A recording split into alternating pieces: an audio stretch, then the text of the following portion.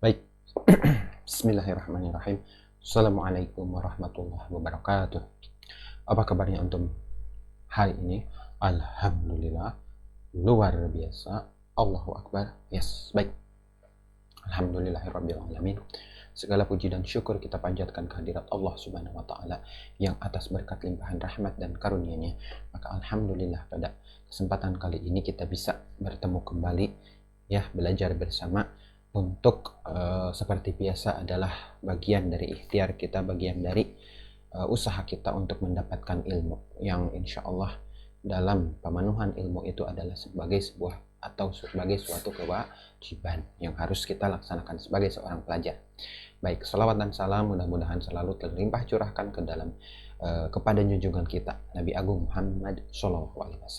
Baik, untuk kesempatan kali ini insya Allah Bapak akan menyampaikan pembelajaran PPKN ya, yang insya Allah akan diteruskan lagi materinya sedikit lagi di materi di bab yang ketiga ini, di subtema yang ketiga, yaitu tentang organisasi sosial budaya ya, yang akan kita pelajari itu.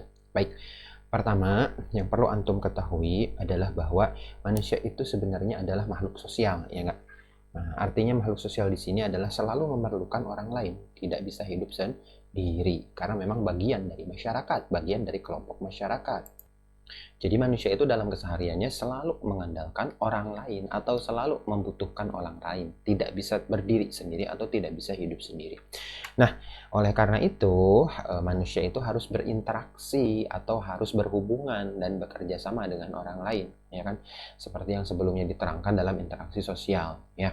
Misalkan antum di sekolah itu berinteraksi dengan orang lain, bekerja sama dengan orang lain. Sebagai satu bagian dari lingkungan kelas, misalkan antum bekerja sama dengan orang lain. Nah, itulah ya yang dimaksud dengan bahwa manusia itu adalah sebagai makhluk sosial.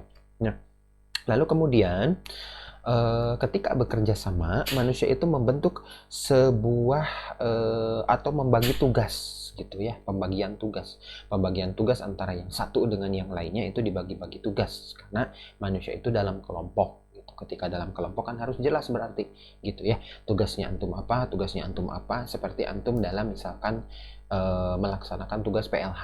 Nah, dalam tugas PLH ini kan jelas ada tugas, pembagian tugasnya, ada yang menyiapkan peralatannya, ada yang menyiapkan pekerjaannya, misalkan ada yang melakukan ini, ada yang melakukan itu. Nah, itu adalah bagian dari kelompoknya masing-masing. Masing-masing adalah berarti dikasih tugas. Nah, ketika pembagian tugas ini berarti itu adalah ketika melaksanakan pembagian tugas berarti itu adalah ciri atau tindakan atau yang biasa dilakukan sebagai suatu organisasi. Nah, suatu organisasi itu melaksanakan yang namanya pembagian tugas ya. Nah, jadi inilah gitu yang dimaksud dengan organisasi.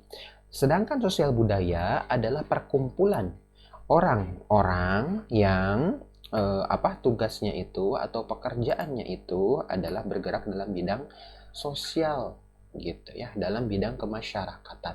Berarti organisasi sosial budaya merupakan kelompok masyarakat yang memiliki tujuan bersama dalam bidang sosial dan budaya ya. Nah, jadi itu adalah arti dari organisasi sosial budaya. Jadi tadi organisasi itu adalah kumpulan orang yang memiliki tujuan bersama, ya kan, adanya pembagian tugas.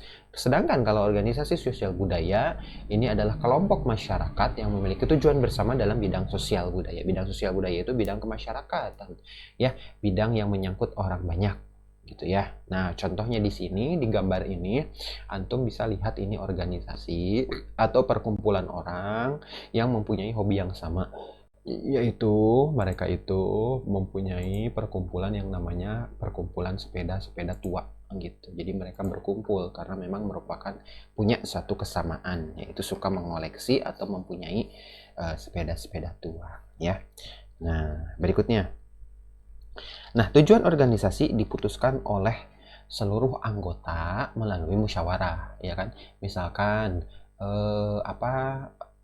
ada kegiatan sosial gitu ya, mau dilakukan kegiatan sosial itu misalkan menyantuni anak yatim pada hari ini, pada kapan ya, Lalu mereka memutuskan, oh iya dilaksanakan pada tanggal 17 misalkan. Dan seperti itu seluruh kegiatannya, seluruh agendanya itu diputuskan dengan cara musyawarah.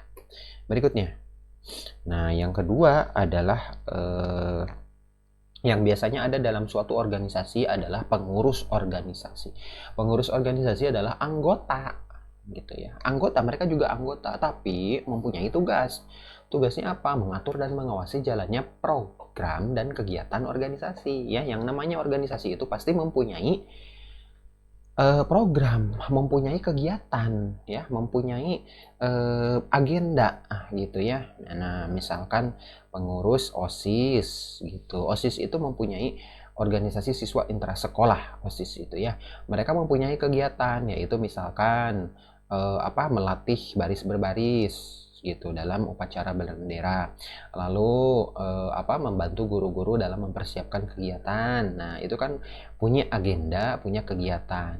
Berjalan atau tidaknya kegiatan atau agenda tersebut itu diawasi oleh yang namanya pengurus organisasi, gitu ya. Nah, setiap anggota memiliki hak untuk memilih dan dipilih untuk menjadi pengurus organisasi.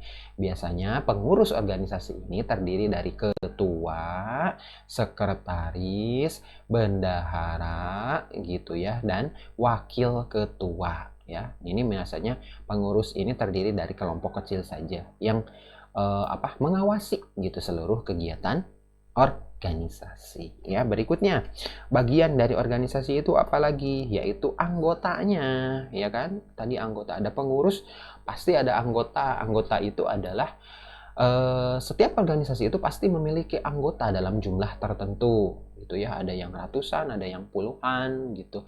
Tapi mereka semua memiliki tujuan yang sama, ya kan? Misalkan organisasi siswa intrasekolah atau yang namanya OSIS.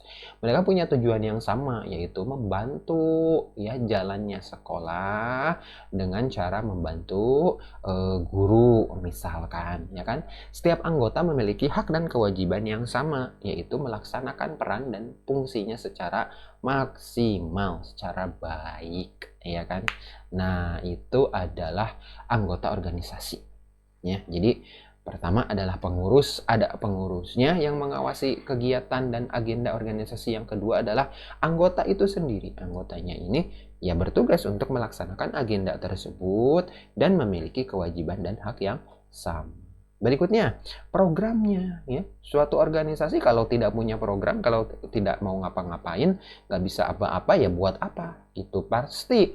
Karena dibentuk, pasti mereka punya tujuan.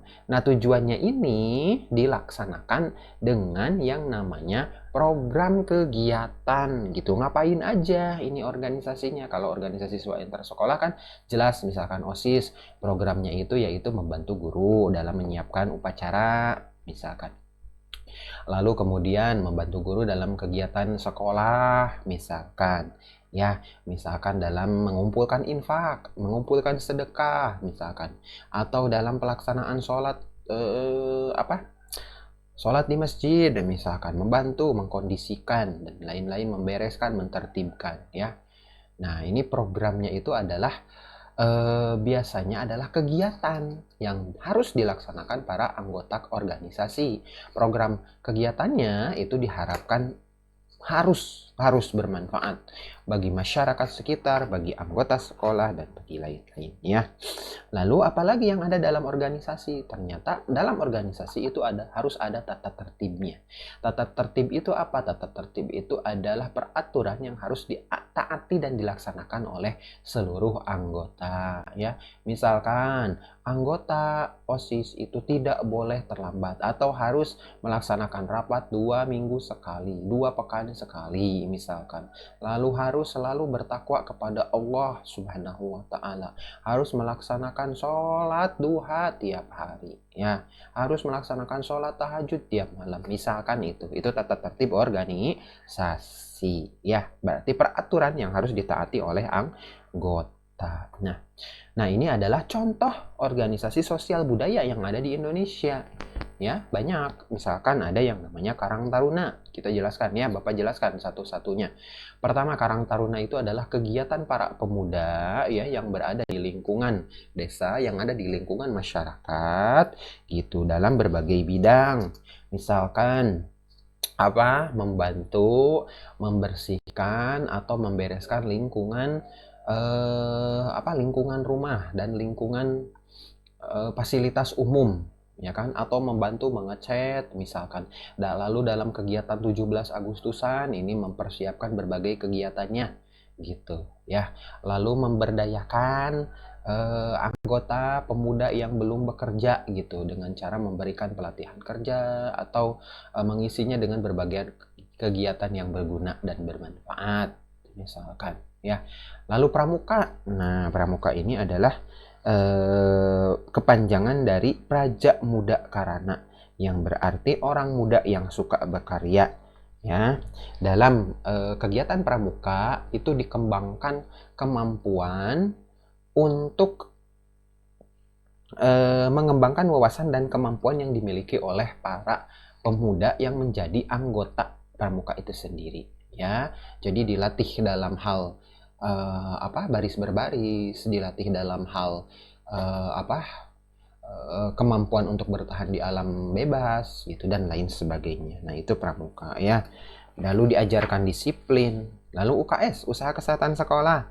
Nah, misalkan usaha kesehatan sekolah itu adalah untuk membantu atau menolong ya siswa-siswa yang mempunyai masalah atau yang mempunyai gangguan kesehatan ya, misalkan yang perlu ditolong, misalkan ada yang sakit ketika upacara. Nah, berarti ini tugasnya usaha kesehatan sekolah, anggota usaha kesehatan sekolah, menolongnya, merawatnya sampai sembuh lagi misalkan ya. Nah, lalu ada yang namanya pasukan pengibar bendera atau Paskibra. Nah, mereka ini anggota dari Paskibra atau pasukan pengibar bendera bertugas untuk mengibarkan bendera di hari Senin gitu pada saat upacara atau pada saat apel di pagi hari, ya kan? Nah, itu ya, sebentar. Baik, nah untuk lebih jelasnya kita saksikan dulu video berikut ini ya. Tentang organisasi sosial budaya yang ada di Indonesia. Sebagai contoh, tujuannya adalah melaksanakan kegiatan untuk pemuda-pemuda yang ada di lingkungan masyarakat. Lakukannya adalah menguatkan kemampuan siswa.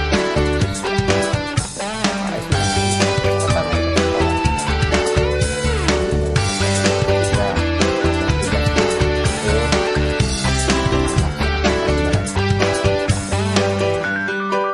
bendera ya. Baik. Nah, sekarang kita pembahasan berikutnya adalah Bhinneka Tunggal Ika dan kaitannya dengan keragaman sosial di Indonesia. Seperti yang telah dijelaskan sebelumnya bahwa di Indonesia itu ya adalah bangsanya itu beragam, ya kan? Kemarin kita sudah mempelajari bahwa ada beratus-ratus suku yang ada di Indonesia, beratus-ratus bahasa yang ada di Indonesia, dan wilayahnya itu terpisah-pisah, dipisahkan oleh pulau, ya, dipisahkan oleh lautan dan berpulau-pulau.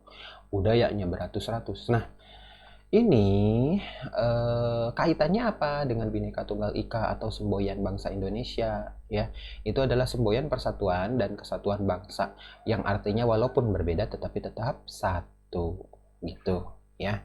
Nah, berarti karena keberagaman itu tidak menjadikan terpisah-pisah, tetapi tetap merupakan satu kesatuan yaitu bangsa Indonesia. Nah, bagaimana kaitannya seperti ini? Berarti keberagaman sosial budaya disikapi dengan menerapkan sikap rukun. Karena sikap tersebut membuat persatuan dan kesatuan bangsa tetap terjaga. Karena tadi ada semboyannya, ya, walaupun berbeda tetap satu tujuan, maka ya dalam kehidupan sehari-hari pun kita harus menerapkan yang namanya asas rukun kepada sesama warga atau kepada sesama teman, ya. Karena memang pada dasarnya di Indonesia itu adalah masyarakatnya beragam ya. Ya, seperti yang telah dijelaskan sebelumnya, beragam dalam hal kebudayaan, beragam hal dalam suku bangsa, beragam hal dalam kesenian, dalam adat istiadat, senjata tradisional, ya, seperti yang telah antum laksanakan tugasnya. Nah, ini videonya ada untuk lebih memahami dalam materinya, ya. Nah, ternyata ini videonya tidak bisa diputar, ya. Baik, itu dulu pelajarannya ya untuk hari ini. Alhamdulillah kita sudah selesai mempelajari bab tentang ini, ya. Insya Allah akan dilanjutkan kembali bahasanya atau materinya di kesempatan yang lain, di kesempatan berikutnya. Sebelumnya kita tutup dulu dengan membacakan hamdal bersama-sama. Alhamdulillahirabbil alamin. Assalamualaikum warahmatullahi wabarakatuh. Ya, baik. Silahkan Kakak.